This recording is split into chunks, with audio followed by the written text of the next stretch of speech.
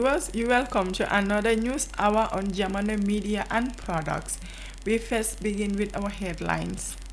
Honorable Halifa Sallah tells parties to use IPC to address differences. Government steps up fight against public smoking.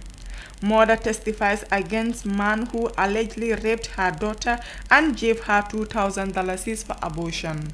Those were the headlines. We now have the news in detail.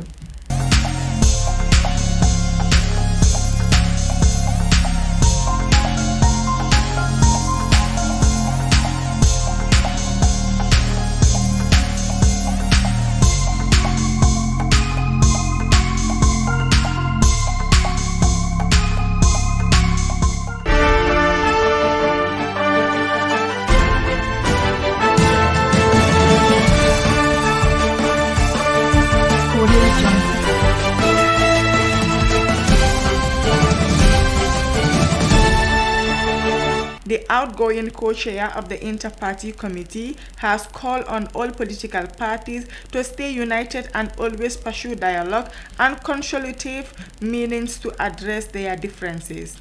Addressing party delegates at the validation of the IPC policy document bankrolled by NDI, the veteran politician said the effective utilization of the Inter-Party Committee would serve as a conflict resolution tool for political parties. They are convinced now that the IPC is ready to achieve its principle and spirit of uniting the Gambian people, especially during the time of difficulties, Mr. Sallah said. He said the IPC was established on the premise of consolidating peace and serving as an oversight to hold government accountable. It is their desire that when they have the president on one side, they should have the opposition on the other side to hold the government to account, and finally, they felt that if they are to move forward, they need to consolidate their democracy through dialogue and a constructive conversation, he said. He urged political parties to continue to embrace and promote dialogue and consultation at all times to find solutions. They should all commit themselves to ensure that there is diversity and inclusion in their political landscape. They should ensure that women are equally represented in all facets of political leadership and decision-making bodies, he said. He added that the IPC should begin the process of planning how to accompany the constitutional drafting, discussion, and debate to ensure issues that are pertinent to the Gambian people are captured. They should look at the issues of the simple majority and how do they guarantee involvement of women in the process, especially at the level of representation. National security mechanism must be created to ensure that women would be contesting just to lose, but they should create a foundation through their own initiative to find a political system that will include all of them and exclude none, he said. Also addressing the meeting, the NDI program officer, Lala Toure, said the policy document seeks equal participation in the country's political structure.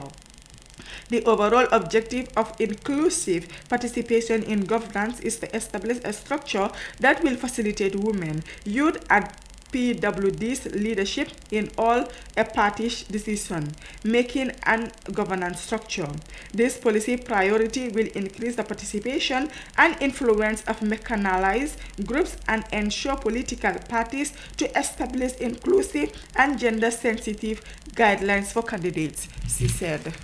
The Non-Communicable Disease Unit of the Directorate of Health Promotion and Education is set to intensify the implementation and the enforcement of Tobacco Control Act, which prohibits its use in all public space. Speaking at a press briefing held by the General Medical Store in Kotu, Omar Baji, the program manager, who is also the national focal person for tobacco control in the country, said the use of tobacco is becoming prevalent, especially among the youth.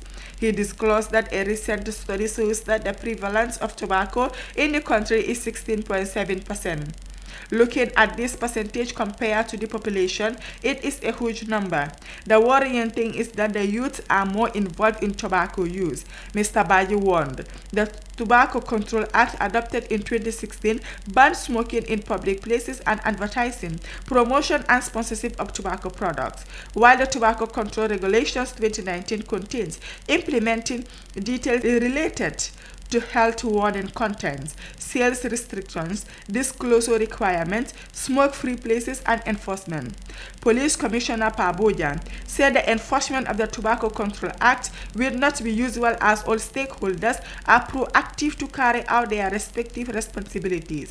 There is an ongoing operation to stop the use of Caesar cigarette packs with no health warning image and other tobacco products. The committee went around the country sensitizing everyone on what type of cigarette to sell, whom to sell it to, and where to smoke. They are not depriving anyone of cigarette business, but it has to be done in accordance to the act because anyone found wanting will face the law, the police commissioner warned.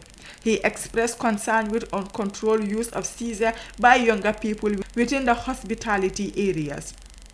Young girls aged 14 or under are using Caesar, and the proprietors of these businesses would say it makes more money for them, but they are not worried about the detrimental effects of this act on the future of the children, for their country to go further and to maintain a healthy population. Tobacco needs to be under control. This is why they are going to make sure anyone found wanting will be arrested and he or she will face justice, he added. The mother of a 15-year-old girl who was allegedly raped by one Musa Sane has told the court that Musa gave her daughter $2,000 to abort the resultant pregnancy. According to the charge sheet, Musa Sane in 2021 intentionally and under coercive circumstances engaged in a sexual act with a 15-year-old girl.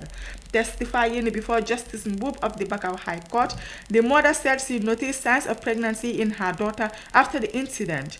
She noticed that she was vomiting, and when she asked her, she told her that it was Musa. They live in the same compound with Musa.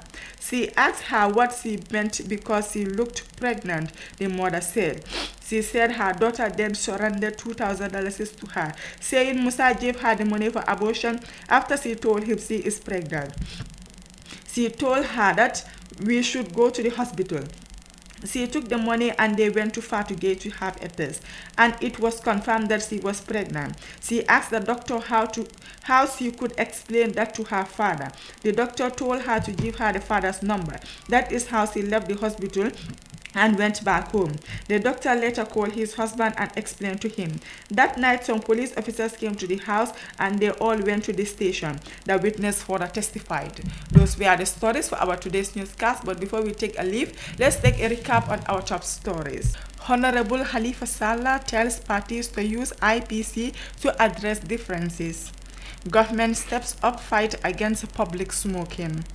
Mother testifies against man who allegedly raped her daughter and gave her $2,000 for abortion. Those were the stories. Thank you for joining us with your presenter, Maria McGillen. Do have a nice day.